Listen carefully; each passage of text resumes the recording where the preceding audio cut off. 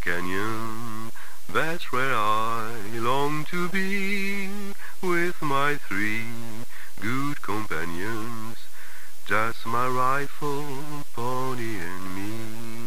Bonjour à toutes et à tous, ou bonsoir, ça dépend de l'heure à laquelle vous découvrirez cette vidéo. Alors aujourd'hui, je vais dialoguer avec un cinéaste que je connais depuis quelques années à travers ses films, avec lequel aussi on partage un point commun, c'est un pays, l'Algérie. C'est un cinéaste né en Algérie, Jean-Pierre Liédo. Merci beaucoup d'avoir accepté cette invitation. Comment allez-vous? Merci, ça va. Ça va. Je suis passé au travers du bus, ça va. Donc, je suis très content finalement d'être là à côté de vous et de discuter avec vous parce que la dernière fois qu'on s'était vu, c'était, je crois, il y a pratiquement 15 ans. Vous viviez encore en France, si je ne me trompe pas. Et j'avais un projet littéraire de rencontrer les cinéastes algériens, de discuter avec eux. Et on s'était rencontrés une première fois. On devait se retrouver une deuxième fois pour terminer l'interview. Ça ne s'est pas fait. C'était de ma faute. Et donc, je suis assez content de vous retrouver toutes ces années après pour discuter d'un film fleuve, un film somme, un film incroyable qui dure à peu près 11 heures et qui est sorti l'année dernière en 2020. Je crois que c'est sorti en octobre 2020, si je ne me trompe pas. C'est ça. Normalement, il devait sortir le 22 avril. On avait fait la première au Forum des images le 28 janvier. Et puis avec le Covid, la Covid, ça a été annulé, puis reporté. Donc, comme il y a eu la fin du confinement au mois d'octobre, il est sorti en octobre pendant 3 semaines. Et à nouveau le confinement qui, jusqu'à présent, dure et donc qui a interrompu notre sortie. Bon, c'est travailler sur un film pendant 10 ans et arriver à ce résultat, c'est assez lamentable, quoi. Oui, ça, je pense qu'on va en parler parce que c'est très important, l'économie du cinéma et ce que vous avez dû subir. C'était un film en 4 parties qui dure à peu près 11 heures, qui est sorti donc en octobre 2020. C'était une projection tous les mercredis, je me souviens très très bien. Et pourquoi vous êtes là aujourd'hui? Parce qu'un DVD va sortir, un coffret DVD va sortir prochainement, peut-être la mi-avril, ça sera édité chez Nord Film. Et d'ailleurs, j'en profite pour remercier Anne-Beth Chaber qui nous a aidé, qui a aidé à monter cette émission. Voilà, donc ça, je voulais dire. Le film s'appelle Israël, le voyage interdit. Bon. Et j'ai vu le film, donc je sais exactement de quoi ça parle, mais je voudrais poser une question très simple, très basique. Et après, on parlera de la genèse, on parlera de ce que vous avez filmé, de ces 4 parties, on parlera de pas mal de choses, de votre manière aussi de filmer, qui pour moi n'a pas changé d'un iota, parce que j'ai vu vos précédents films, Chroniques algériennes, il y avait aussi Algérie mes fantômes, d'ailleurs il y a des liens, ou Algérie histoire ne pas dire. Je vous avais vu aussi L'Empire des rêves, que j'avais vu il y a longtemps de cela. Donc je vois un peu ce que vous faites, je connais très bien votre cinéma. Pourquoi, dans ce titre-là, Israël, le voyage interdit, pourquoi il y a voyage interdit et Israël? Pourquoi pour vous, dans ce titre-là, directement, vous annoncez un peu la couleur en parlant d'interdiction? Ce serait quoi? D'abord parce que c'est un film, disons, assez autobiographique, même si je vais à la rencontre d'un pays que je ne connaissais pas, qui est Israël. Malgré cela, donc, c'est quand même à travers un regard personnel. Et donc, c'est un film autobiographique où j'essaye d'expliquer, de m'expliquer à moi-même, pourquoi pendant 50 ans quasiment, je me suis interdit ce pays. Voilà. Donc, le titre, c'est ça. C'est mon voyage interdit à moi, dont j'ai voulu parler. Alors, si vous me permettez, Monsieur Yedo, il faut contextualiser un petit peu la situation pour que les gens comprennent un petit peu. Celles et ceux qui ne sont pas d'origine algérienne ou qui n'ont aucun lien avec ce pays. En fait, l'Algérie n'a jamais reconnu l'État d'Israël. Donc, il y a de cela. Et puis, vous êtes né en Algérie, vous êtes cinéaste algérien. Donc, il y avait toujours ce rapport avec Israël qui n'existait pratiquement pas. Et dans ce film, en fait, vous parlez de votre oncle.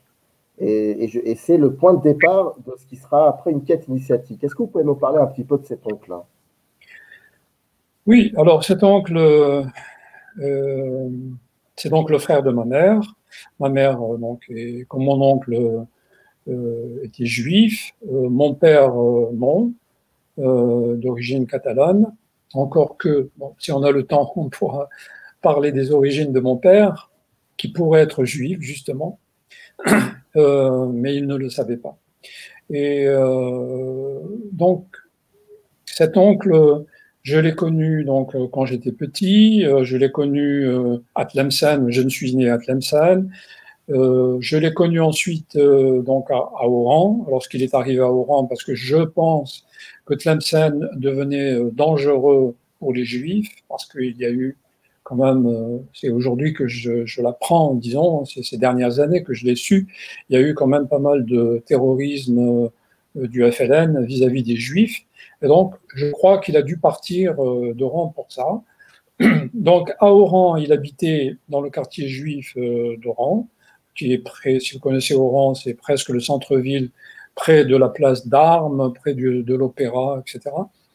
Et donc cet oncle, en 1961, sa mère, ma grand-mère, meurt, il se marie, et en même temps, il décide d'émigrer en Israël, et par la suite, il m'invitera à plusieurs reprises. J'étais étudiant à Moscou de cinéma, et je refusais, quoi. J'ai toujours refusé.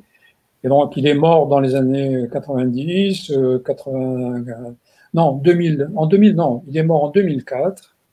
Et en fait, je n'ai même pas su, je crois, et en tout cas, je suis pas allé à l'enterrement.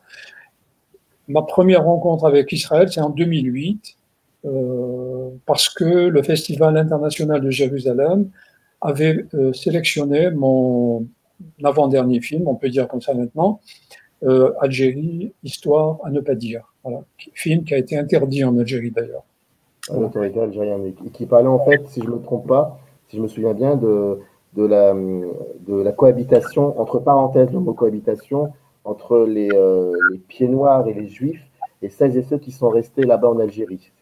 Cette cohabitation, ce rapport avec les juifs, entre les juifs et avec les pieds noirs, et ça avait créé pas mal de remous, je me souviens très très très bien, en Algérie, et c'est ce qui a un peu provoqué un peu cette rupture aussi avec ce pays, cinématographiquement parlant, j'entends bien.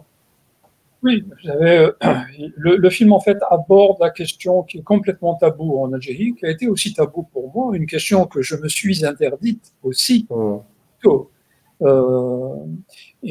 C'était qu'est-ce qui s'est passé en 1962?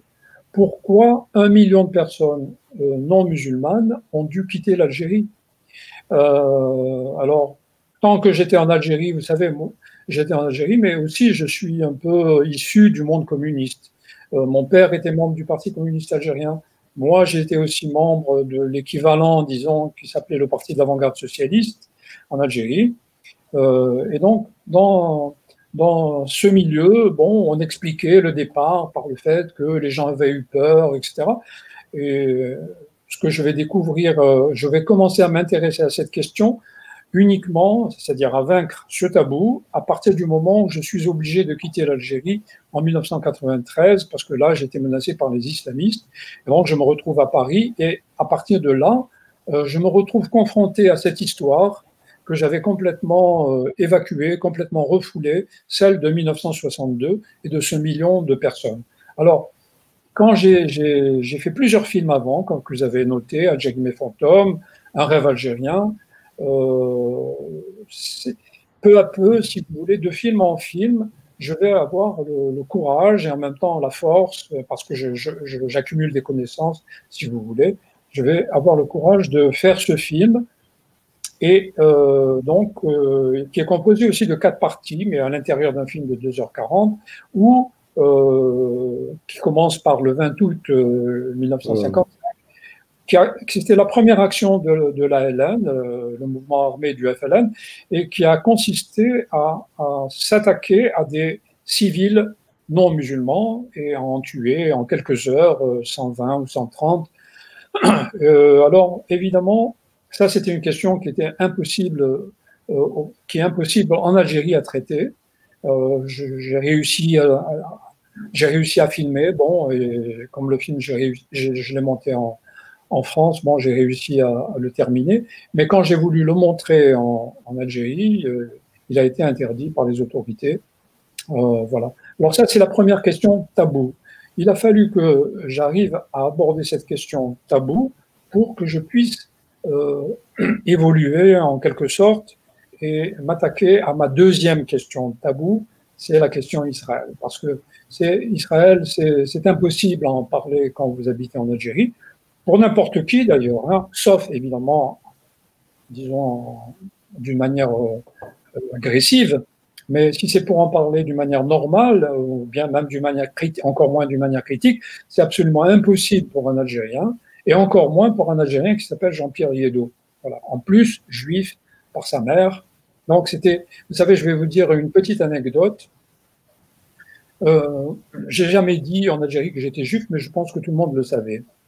Mais on n'a jamais pu aborder cette question, jamais on m'a posé une question. J'ai montré mes films en Algérie dans plusieurs endroits, différentes cinémathèques, différentes villes, etc. On m'a jamais demandé, vous vous appelez Jean-Pierre Liédo, pourquoi? Bon, cette question très simple, ça veut dire que vraiment, même chez les spectateurs, même chez les gens, c'était une question taboue. Mais en 1990, c'est-à-dire que nous sommes déjà à la fin, nous ne sommes plus à l'époque du parti unique, du FLN.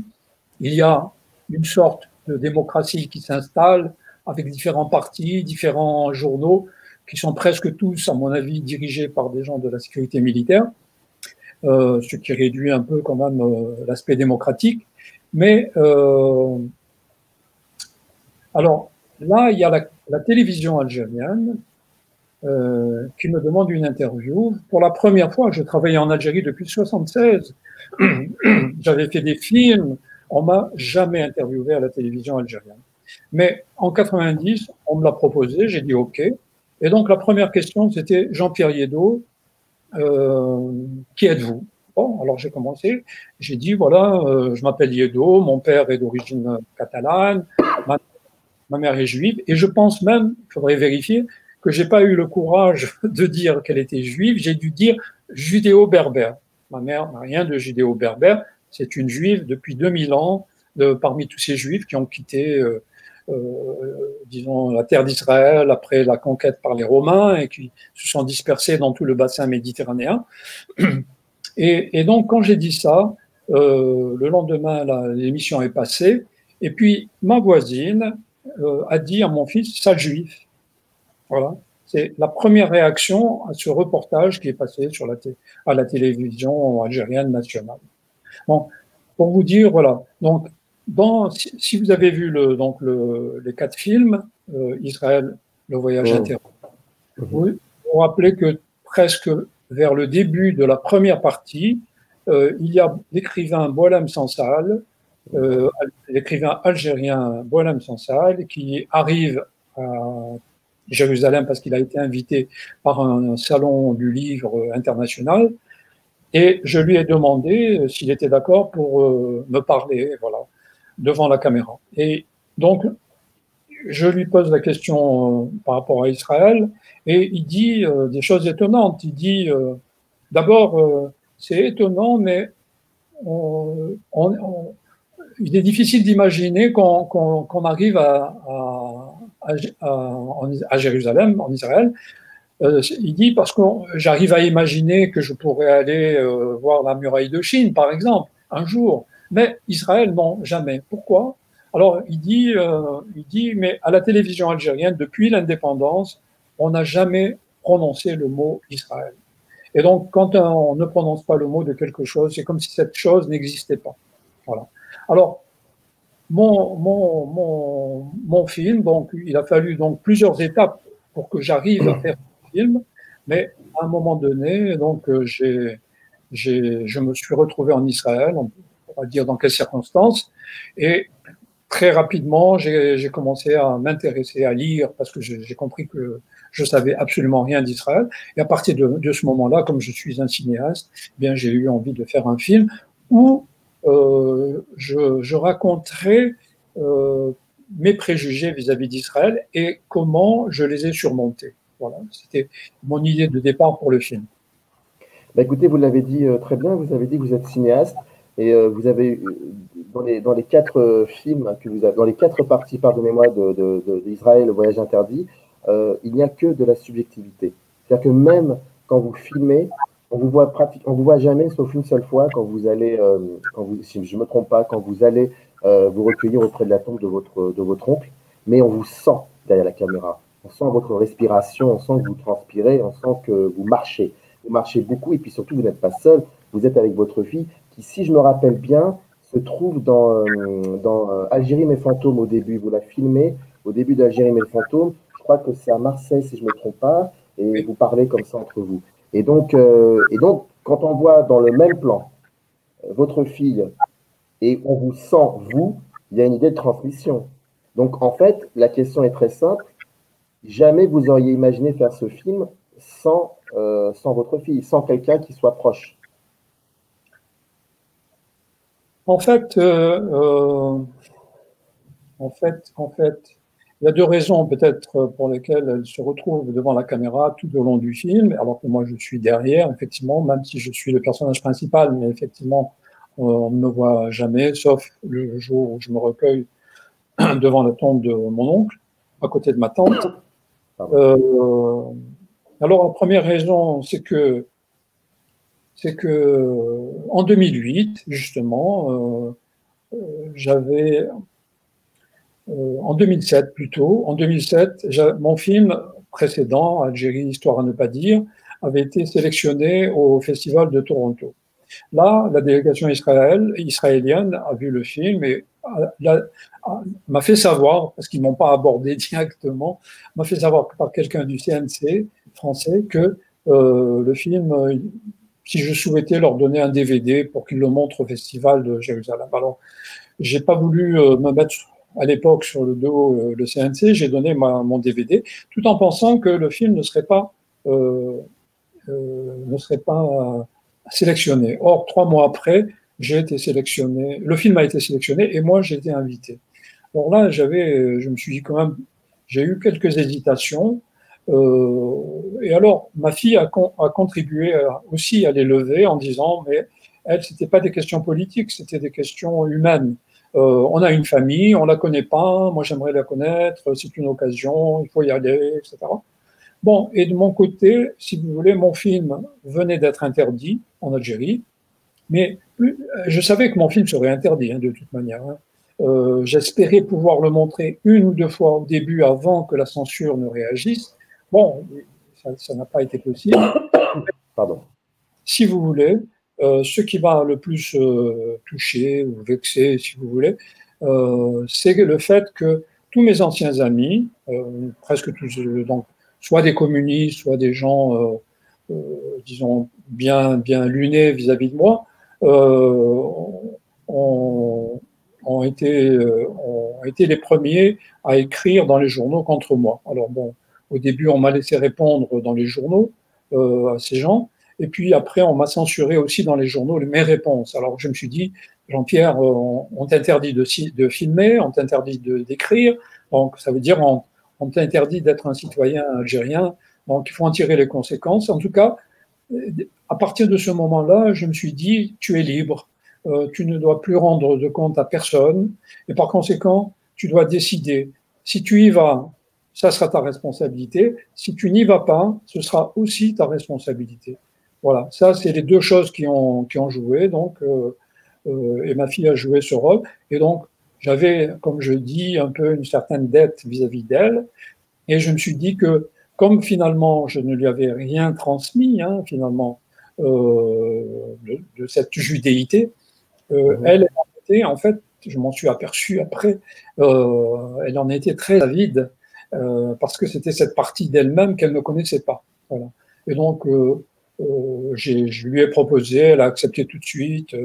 D'ailleurs, elle m'avait quand je suis arrivé au Festival de Jérusalem en 2008, elle m'accompagnait, et par la suite, nous étions fait beaucoup d'amis parmi les spectateurs qui avaient vu le film, qui étaient venus vers moi, et ma fille aussi était là, et après, elle est revenue avec moi en tant que touriste, ou alors en tant que voyage que je faisais personnellement. En fait, d'une certaine manière, comme un repérage, parce que vous savez, quand on est cinéaste, voilà, on est tout peut faire film. Et là, si vous voulez, peut-être ce qui m'a poussé à faire aussi ce film, c'est que justement lors de ce festival-là, en 2008, festival, vous savez, on n'a pas tellement l'occasion de sortir se promener, mais j'avais été un peu aux alentours et j'étais arrivé dans un marché qui à Jérusalem, et même on peut dire en Israël, est un marché mythique et qu'on appelle Mahane Yehuda, et qui soudain m'a complètement reconnecté à ce marché juif dont je vous ai parlé tout à fait au début, où habitait dans le Coran, où habitait mon oncle. Et tout d'un coup, je me suis dit, j'ai pris conscience qu'entre ce moment-là du passé et le moment où j'étais, en 2008 à Jérusalem, il y avait 60 ans qui s'étaient passés, et je me suis dit, mais Jean-Pierre, c'est un trou dans ta vie. Pendant 60 ans, il y a eu ce trou, un trou juif, si vous voulez, par rapport aux juifs, et évidemment, quand on est cinéaste, on a envie d'aller voir qu'est-ce qu'il y avait dans ce trou. Alors voilà, la première impulsion, si vous voulez, pour avoir envie de faire ce film, que je soupçonnais évidemment grand, hein, très long, parce que Israël est un tout petit pays, mais il accumule tellement de questions et de questions et de questions que c'est impossible. C'était impossible, en tout cas pour moi, d'en parler en un seul film de 90 minutes. Le film est divisé en 4 parties. Le film dure 11 heures. Alors, il faut quand même que je nomme les parties, c'est très important. Et c'est pas anodin. Il y a Kippour, Hanouka, Purim et Pessah. Si je les ai mal prononcés, j'en suis fort désolé. Et en gros, pêle-mêle, dans ces 4 films, dans ces 4 parties, pardon, vous parlez pratiquement de tout, c'est-à-dire le contexte historique, le contexte sociopolitique, mais aussi, et ça vous insistez beaucoup là-dessus, parce que ça vous a extrêmement surpris, sur cette société qui est finalement pluriculturelle, pluriethnique. D'ailleurs, quand vous entendez la voix du muezzin la première fois, vous avez peur, vous dites c'est pas possible, je suis à Alger. Et ça, c'est quelque chose que vous montrez, qui devient même un leitmotiv. Puis il y a autre chose aussi, vous parlez bien évidemment du conflit israélo-palestinien, ça va vous en parler. Et il y a le vivre ensemble. Et puis progressivement dans ce film, il se passe quelque chose qui est de l'ordre de la mise en scène, c'est que on peut, en tant que spectateur, ne pas d'être en désaccord avec vous sur sur quelques aspects de votre subjectivité, mais vous avez une manière de filmer qui est très apaisante, qui est très douce, qui nous laisse, nous, à spectateurs, la part de réflexion. Et c'est pour ça que j'aime beaucoup ce que vous avez fait. C'est que, en fait, vous ne nous mettez jamais à part, même si ça parle de vous, c'est centré autour de vous, on vous entend respirer, on vous voit filmer. Et plus on avance dans le film, plus vous assumez votre subjectivité, plus vous dites aussi donner des avis. Mais je ne sais pas comment, par quel truchement, mais ça c'est au niveau du montage, il y a toujours cette place pour nous, même si on n'est pas forcément en accord avec vous, il y a quand même une réflexion que vous nous laissez. Oui, alors il y a beaucoup de questions dans votre question. Vous savez, bon, évidemment, ce film, il est en même temps la prolongation d'autres films que j'ai fait dans le passé. Mais en même temps, c'est une rupture parce que voilà, j'avais jamais parlé des Juifs, j'avais jamais parlé d'Israël, etc. Mais il y a une question quand même qui va être le centre de ma filmographie à partir du moment où je quitte l'Algérie. C'est la question de cette Algérie. Il y a un film que j'ai fait qui s'appelle Un rêve algérien. Avec Henri Alleg.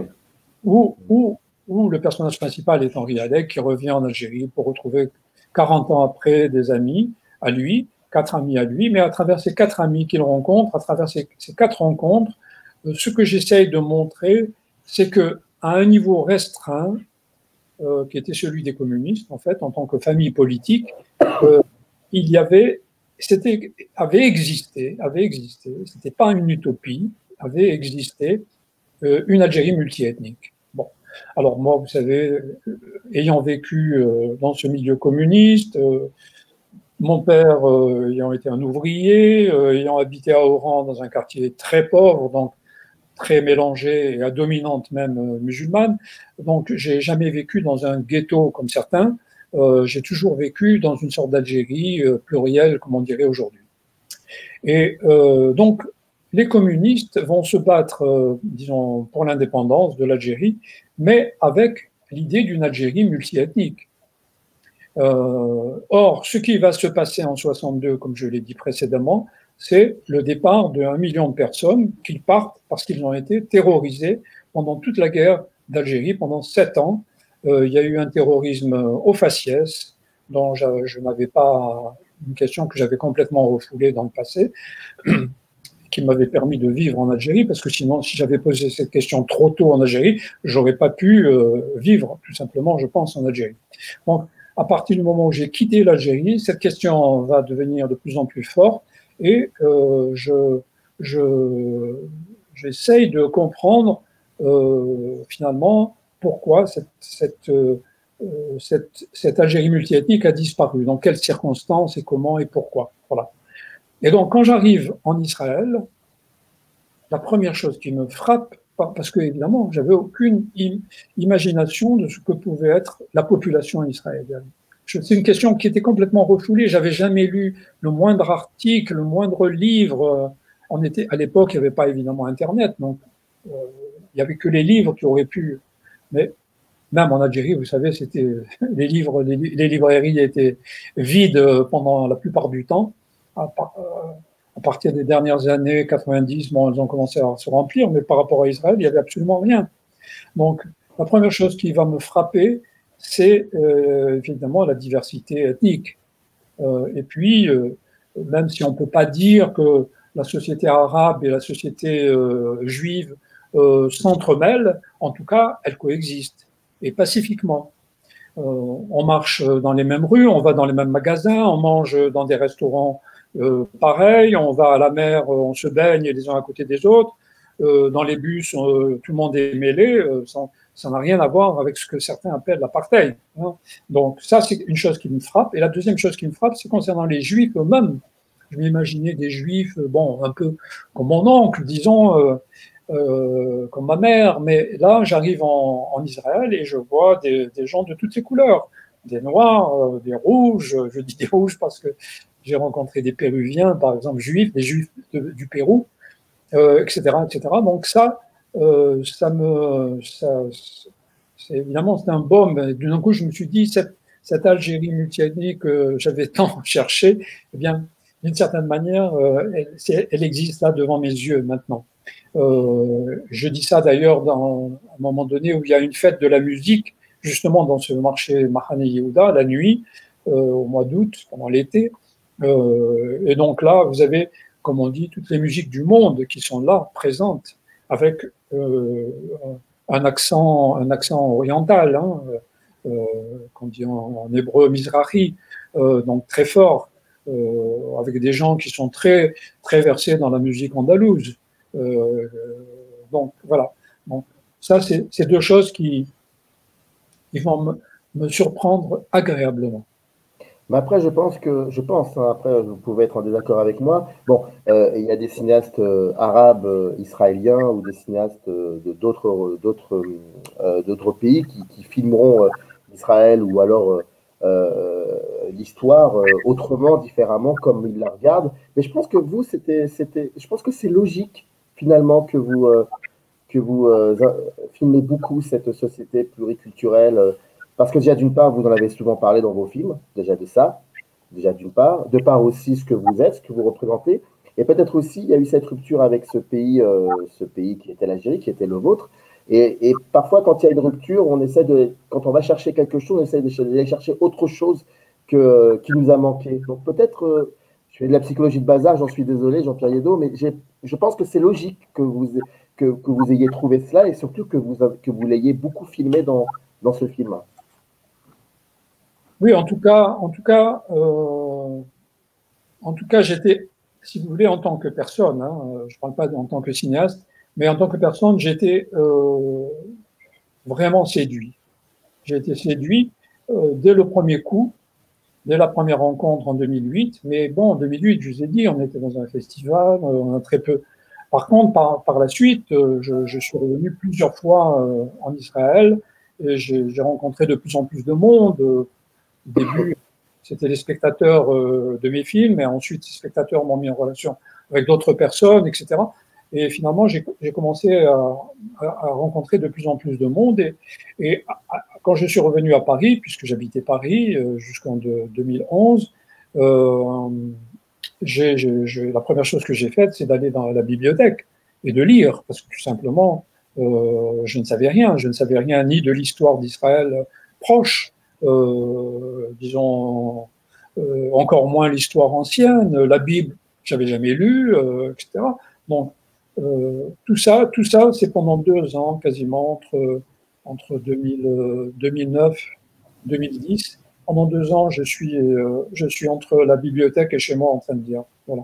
Et donc, à partir de là, effectivement, je suis plus le Jean-Pierre un peu ignorant et naïf de 2008 quand j'entreprends mon film, mais quand même avec des notions d'Israël, des notions du judaïsme, évidemment encore que des notions, et j'attends évidemment du voyage d'apprendre ou alors de confronter non seulement mes préjugés du passé, mais aussi mes nouvelles connaissances avec la réalité. Peut-être que ce que j'ai lu, ce qui était l'ivresse, ne correspond pas à la réalité. Alors bon, il y a cette dimension de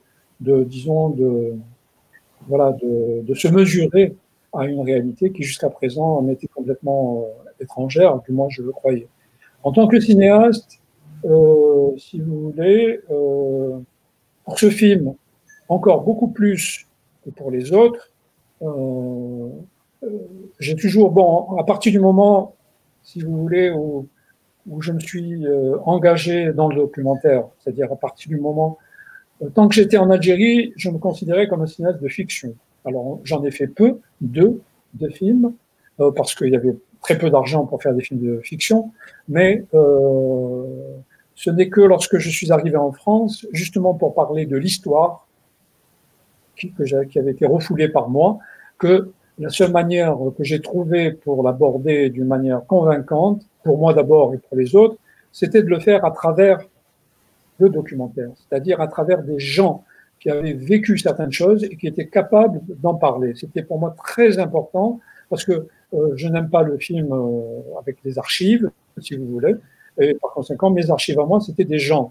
Et donc, ça pouvait être que le documentaire, parce que j'avais l'impression que si j'avais tourné les mêmes choses, à peu près les mêmes choses à travers la fiction, ça aurait... à la fiction, on peut toujours dire, oui, c'est imaginé, c'est toi. Alors que le documentaire, malgré tout, on se confronte, on se coltine avec une réalité et disons, qu'on ne maîtrise pas et avec laquelle il peut y avoir des conflits, il peut y avoir des heurts, il peut y avoir... Mais en tout cas, on se coltine à quelque chose disons, de réel. Alors, à partir de ce moment-là, le documentaire est devenu, pour Israël, c'est encore plus vrai. Il fallait absolument que ce soit... On peut imaginer aussi un film de fiction d'un type qui connaissait rien, qui débarque en Israël et qui va rencontrer des tas de choses. Bon, on peut imaginer ça aussi en fiction. Mais à mon avis, ça n'aura jamais la même force que le documentaire. Et là, je rejoins, enfin, je voulais répondre aussi à votre question de tout à l'heure. En tant que cinéaste, j'ai toujours pensé que j'ai toujours considéré le spectateur comme quelqu'un qui mérite tout à fait le respect. Et pour ce film, encore beaucoup plus que pour les autres encore. Je suis complètement... En tant que citoyen, j'ai des opinions, je les défends. Ceux qui me connaissent savent que je les défends vraiment. Donc, à travers des polémiques, tout ce que vous voulez. Mais en tant que cinéaste, je considère que le film n'est pas un espace pour la polémique. Par conséquent, on doit laisser la place au spectateur. Laisser la place au spectateur au cinéma, ça veut dire lui laisser du temps. Or, vous avez beaucoup de films documentaires qui vous balancent des choses à toute vitesse, etc. Alors là, je dois dire que le fait d'avoir monté le film avec Ziva Postek, qui a été la monteuse notamment des 2 premiers films de Lanzmann, Pourquoi Israël et ensuite Shoah, un film déjà donc de 9h30, a beaucoup évidemment contribué à ça aussi, hein, c'est-à-dire à la volonté de faire du film un espace de communication vraiment avec le spectateur. C'est mon alter ego, vraiment le spectateur, c'est mon alter ego. Tous les cinéastes qui filment, que ce soit la fiction, que ce soit le documentaire, pensent toujours au spectateur. Le spectateur, il est toujours là, évidemment. La manière dont on place la caméra, c'est toujours par rapport à ce que verra le spectateur. Mais dans le documentaire, je pense, en tout cas en plus dans ce type de documentaire que je fais, c'est absolument nécessaire. Donc d'où la longueur du film aussi, parce que il y avait un certain rythme. Vous savez, quand vous arrivez, dans quelque chose que vous connaissez très bien, à la limite, vous fermez les yeux, vous allez à toute vitesse, vous vous déplacez, etc.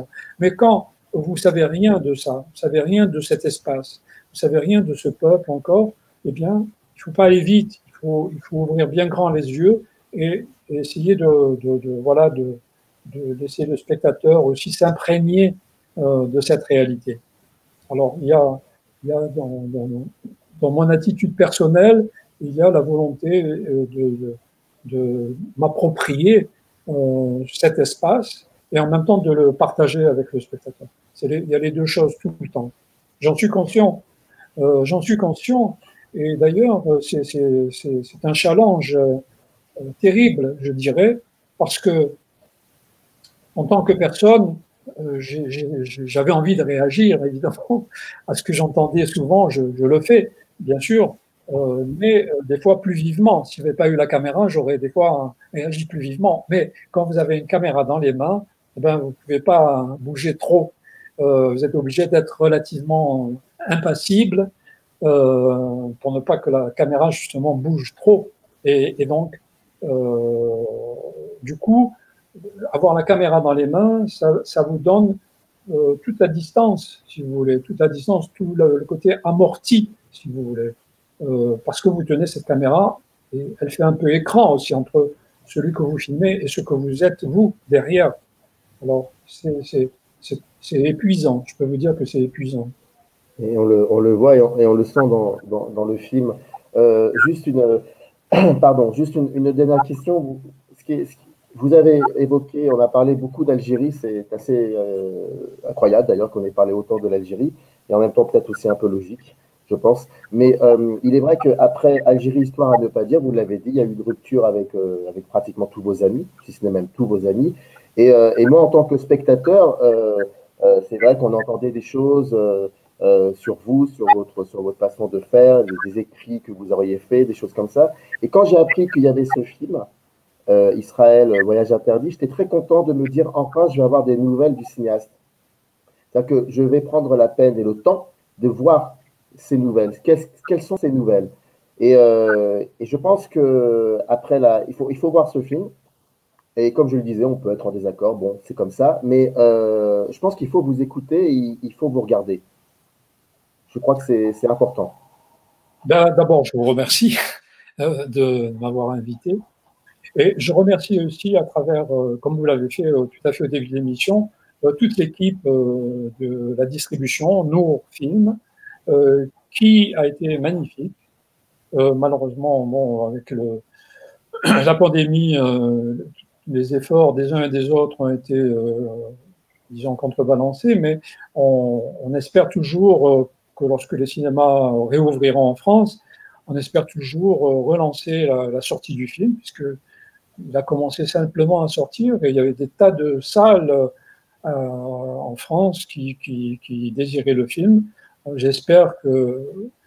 Alors, Nour Film, c'est une société de distribution qui sort beaucoup de documentaires, comme vous pouvez voir dans les... Pas seulement, mais aussi beaucoup. Et donc, on a été Ziva Pestek, qui est pas seulement la chef monteuse du film, qui est la coproductrice avec moi. On cherchait des distributeurs. On a vraiment été très surpris de l'accueil qui nous a été fait par Nour, par celui qui dirige Nour, qui est Patrick Sibo, et notamment sa première réaction lorsqu'on a commencé par lui dire, pour essayer de le décourager un peu, notre film fait 11 heures. Alors, et il nous a dit, bon, mais ça ne me fait pas peur. Et il a tout de suite parlé d'un film qu'il avait fait, enfin qu'il avait sorti plutôt, d'un Irakien, que vous avez sans doute vu. C'était, je crois, En blanc de Homeland de Abbas Fardel. Voilà. Et donc, voilà. Donc, il nous avait pas. C'est lui qui a sorti ce film et il sort beaucoup de films documentaires. Voilà. Donc, on le remercie aussi. Permettez-moi une dernière question. Ça me gêne de vous la poser, mais je vais quand même vous la poser. Est-ce que vous considérez, vous êtes cinéaste, ça c'est sûr qu'il n'y a pas besoin de définir ça. Vous êtes encore cinéaste algérien ou vous êtes cinéaste israélien ou cinéaste français? Non, je suis cinéaste israélien. C'est-à-dire que, comme le film, si vous avez vu les 4 parties, Oui, oui, oui, oui. et la 4e partie, la fin, le dernier, c'est la mer, c'est un bateau qui passe. Il y avait déjà, tout à l'heure, vous avez cité le film Algérie mes fantômes. Et ça commençait par Marseille, au port, avec ma fille, effectivement. Et il y avait un bateau qui passait, et je disais, il va à Alger. Et donc, il y avait une discussion avec ma fille sur l'exil et sur la nostalgie, justement, qui en grec, je lui disais dans le film, en grec, la nostalgie, c'est l'idée de retour. Alors, là, dans ce film, ça se termine toujours par la mer. Il y a aussi un bateau qui quitte le champ, finalement. Et je dis, pour moi, l'Algérie, c'est fini. Voilà. C'est une expérience. J'ai fait ce que j'ai pu pour être algérien. Bon, je pense que je n'ai jamais vraiment été considéré de cette manière, même si on ne me le disait pas, par égard, par gentillesse, souvent. Ou bien on me tapait sur l'épaule en disant mais Jean-Pierre, il est bien plus algérien que nous. Bon, alors, quand on est bien plus, c'est qu'on est bien moins. Non, ça y est, c'est une expérience finie. Alors j'ai encore, il me reste, je sais pas, quelques amis que je pourrais peut-être comptabiliser sur une main, malheureusement seulement sur une main. Mais c'est tout. Et puis voilà, la vie continue. Je me suis jamais considéré, bien qu'ayant la nationalité française depuis ma naissance, si je puis dire, je ne me suis jamais considéré comme un Français. Voilà, je ne sais pas pourquoi, peut-être à cause de l'enfance, à cause du fait que mon père luttait pour une Algérie indépendante, etc. Je ne me suis jamais considéré, jamais identifié à un Français. Voilà, même quand j'ai vécu en France pendant des années d'études, bien, voilà. Mais maintenant, je suis israélien. Voilà. Merci Jean-Pierre Yeddo. Israël, le voyage interdit, qui sortira dans quelques semaines, aux alentours de la mi-avril, si tout se passe bien, chez Nord Film. Merci Jean-Pierre Yeddo d'avoir accepté cette interview et je suis très content d'avoir discuté, d'avoir repris cette conversation avec vous. Merci, j'espère que ce n'est pas la dernière, on reviendra. Inch'Allah, comme on dit. On disait. À bientôt. Ouais. Merci beaucoup. Au revoir. In the canyon, that's where I long to be, with my 3 good companions, just my rifle, pony, and